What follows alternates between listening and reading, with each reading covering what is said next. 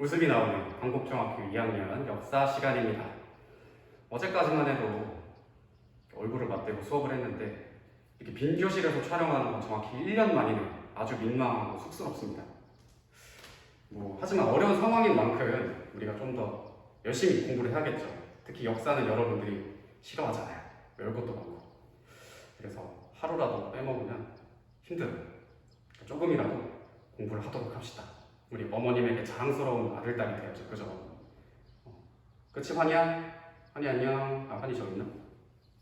여기 누구지? 지효인가? 지효 안녕. 6반 지효. 5반 승환이 안녕. 5반 채연이 안녕. 7반 민규. 예림이 생쇼를 하고 있어요. 경자사. 자, 그래서 오늘 배울 내용은 교과서가 맞죠? 교과서는 79페이지 내용이고요. 선생님이 이 학습서에 이 프린트 줄 거예요. 이 프린트 올려놓을 거니까 오늘 배울 내용은 크리스트교의 확산 딱 요만큼만 할 거예요. 근데 5반이었나 7반은 이쪽 진도를 나갔어요. 다만 모든 반의 진도를 맞추기 위해서 다시 한번 듣도록 합시다. 공부 한 번 더 하면 좋잖아요. 그죠?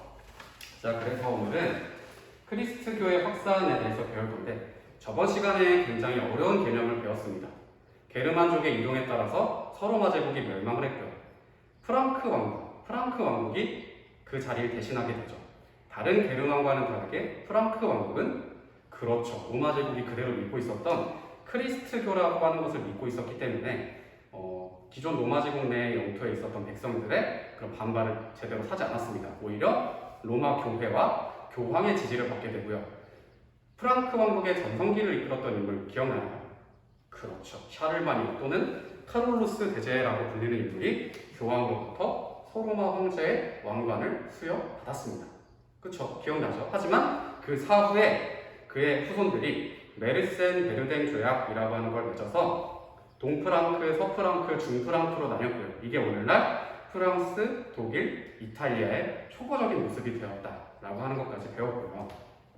또 굉장히 어려운 개념, 중국에서만 있는 존재인 줄 알았던 봉건제도라고 하는 것에 대해서도 배웠어요.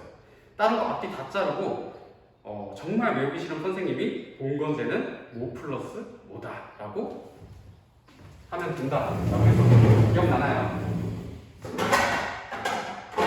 그렇죠. 1학년 수업했던 내용이네요.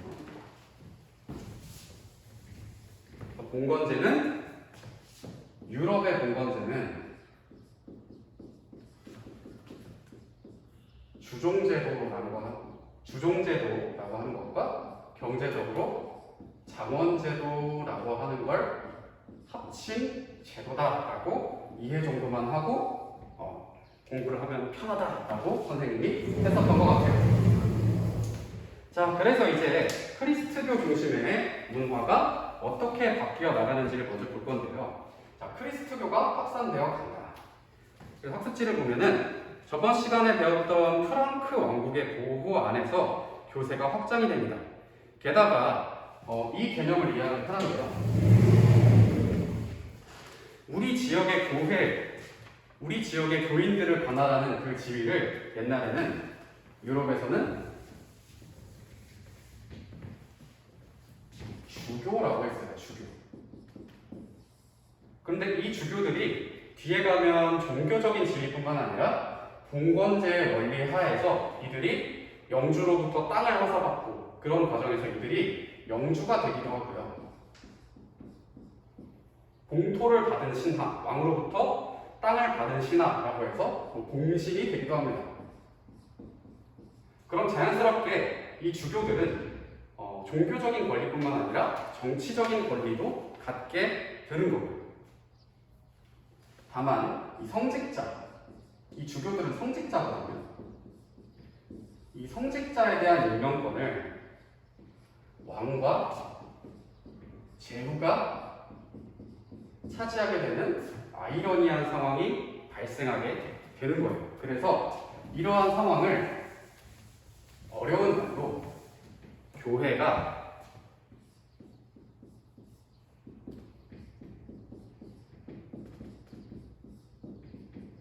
세속화됐다라고 합니다.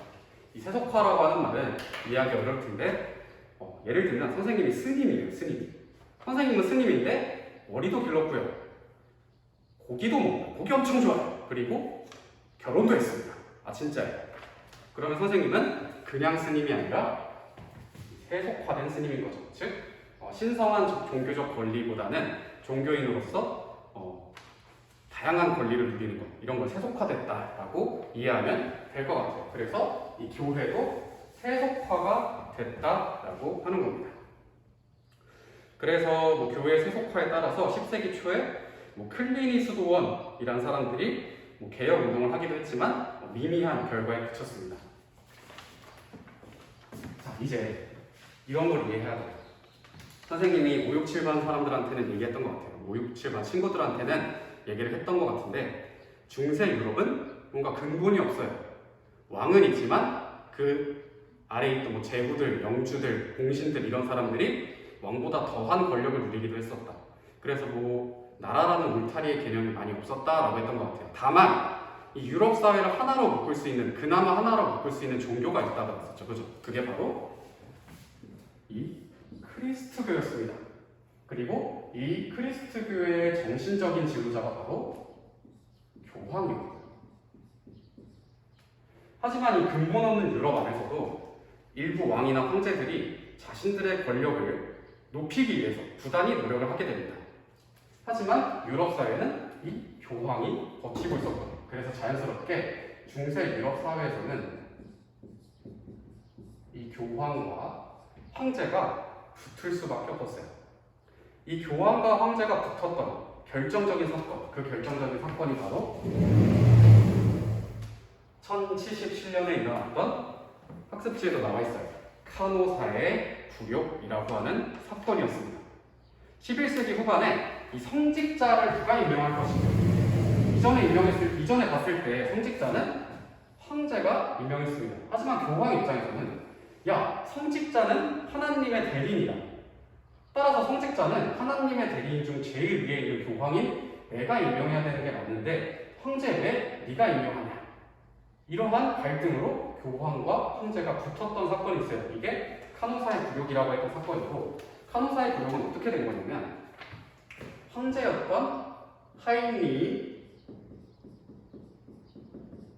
4세와 교황이었던 그레고리우스 7세가 학습지에도 나와 있었던 성직자 임명권을 가지고 싸웠던 거예요. 둘 다 성직자를 자신들이 임명하겠다고 했어요. 다만 이걸 이해해야 돼요. 이 하임리 4세라고 하는 사람은 황제라고 하는 지위를 가지고 있지만 중세 유럽 사회에서는 근본이 없었다고 했죠. 이 황제 하임리 4세 주변에는 수많은 영주들이 있어요. 영주들이 있는데 이 영주들은 이 하임리 4세 못지않은 땅과 힘을 가지고 있었던 사람도 많았거든요. 하지만 하임리 4세를 함부로 하지 못했고 하임리 4세도 이들을 함부로 하지 못했어요. 왜냐하면 이들은 모두 하나님의 보호를 받고 있는 크리스트교 인이었기 때문이에요.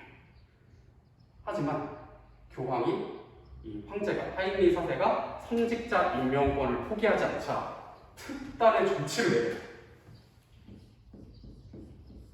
교황은 황제 하임리 4세를 파문시킵니다. 이 파문이라는 단어는요, 중세 유럽 교황의 치트키예요. 이 파문이 뭐냐?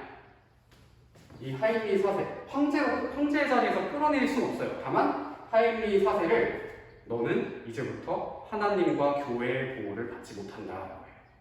이게 어떤 큰 효과가 있냐면 하임리 4세 주변에는 무수하게 이 하임리 4세의 자리를 노리는 사람들이 있어요. 그런데 이 하임리 4세와 그리고 이 자리를 노리는 자신들조차도 크리스트교인이기 때문에 서로 함부로 할 수가 없는 거예요. 그런데 교황이 하임리 4세를 파문시켰습니다. 하나님과 교회의 보호를 더 이상 할 수가 없는 거예요. 그렇다면 이 주변에 있는 하임리 4세의 자리를 호시탐탐 노리고 있는 이 영주들이 하임리 4세를 죽여버려도 된다라고 하는 소리가 되버려요. 하임리 4세는 큰일 났다 싶어요. 이 파문 소식을 듣자마자 교황 그레고리우스 7세한테 가서 무릎을 꿇고 3일 반나절 빌어요. 내가 잘못했어요. 나 죽기 싫어요. 이러면서 3일 뒤에 교황이 그래 용서해 줄게 라고 해요. 이 사건이 카노사라고 하는 지역에서 일어났다라고 해서 이 사건을 카노사의 굴욕이라고 합니다. 조금 어려운 내용이죠, 그죠? 그래서 결론은 이 카노사의 굴욕의 결과 교황과 황제가 싸웠었고요. 그래서 교황권이 올라갔다라고 하는 거예요. 이제부터 황제라고 하는 권력보다 교황이라고 하는 권력이 중세 유럽에서 우위가 됩니다. 이해가 되죠? 자, 그래서 이 카노사의 굴욕이라고 하는 사건 잘 보도록 하고요.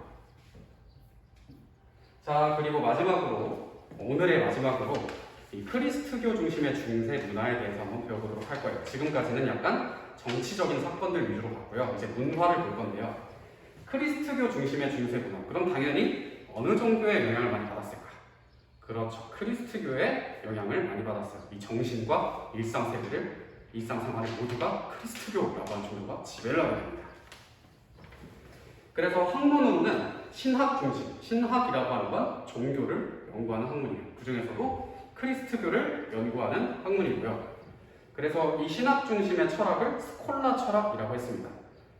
이제부터 본격적으로 학교라고 하는 개념이 생기기 시작했고요. 그래서 스쿨이라고 하는 영어 단어도 스콜라라는 데서 기록이 됐고요. 장학금이라고 하는 용어, 스콜라십이라는 단어도 이 스콜라 철학에서 유래된 단어입니다. 그 중에서 제일 유명했던 사람이 바로 토마스 아퀴나스, 신학대전이라는 책을 썼고요. 건축으로는 로마네스크 양식이라는 것이 먼저 발달합니다. 이렇게 둥근 아치형 동을 활용한 건물을 바로 로마네스크 양식이라고 해요.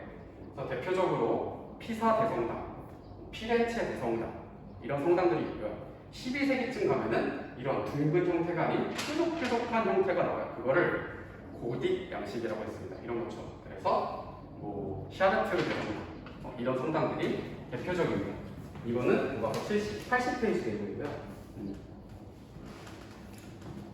그렇습니다.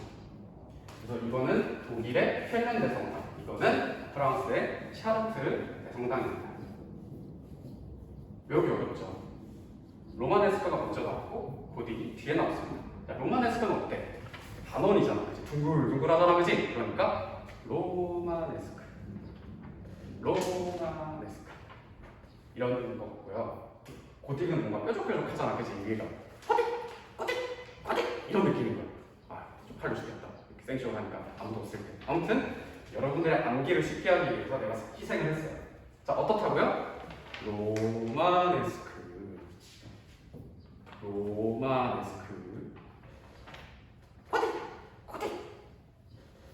고딕 이해됐죠? 이제 잘 외우죠? 까먹으면 혼날 줄 알아요. 농담이면 혼내진 않아요. 특히 고딕 양식은 뾰족한 탑과 이 안에 가면은 알록달록한 유리들이 있어요. 여러분들 한 번쯤 봤을 스테인드 글라스라는 것도 이 고딕 양식의 특징입니다. 그리고 마지막으로 문학이라고 하는 게 있는데 남자친구들은 이걸 잘 알더라고요. 엑스칼리버라고 하는 칼의 유래가 되었던 아서왕 이야기, 또 롤랑의 노래, 니벨룽겐의 노래. 니벨룽겐의 노래의 원래 제목은 니벨룽겐의 반지입니다. 그래서 이 니벨룽겐의 반지에 영향을 받은 소설이 바로 반제적이라는 소설이었고요. 이런 문학들이 있었고 기사도 문학들이 유행을 하게 된다라고 하는 내용까지 오늘 배워봤습니다. 정리를 하자면 이제 중세 유럽에서는 크리스트교라고 하는 종교가 확산이 됐고요. 교회가 세속화가 됐고 그러던 와중에 카노사의 굴욕이라고 하는 사건을 통해서 황제권보다 교황권이 위로 올라가게 됩니다. 그리고 중세 유럽의 문화로서 학문, 신학 이런 거 배웠고 건축으로는 로마네스크, 고딕 양식 이런 것들을 배웠고요. 마지막으로 문학으로는 아서왕 이야기, 롤랑의 노래, 니벨룽겐의 노래 이런 것들 배워봤습니다. 자, 어려웠던 와중에 이제 수업을 끝낼 거고요. 오늘 많이 나갈 생각도 없고요. 다만 이렇게 힘든 시간을 잘 이겨냈으면 좋겠습니다. 여러분들 알겠죠? 자고 있는 친구들도 있을 것 같은데 우리 엄마 아빠의 자랑스러운 아들, 딸이 되도록 합시다. 수업 듣느라고 고생했어요. 안녕.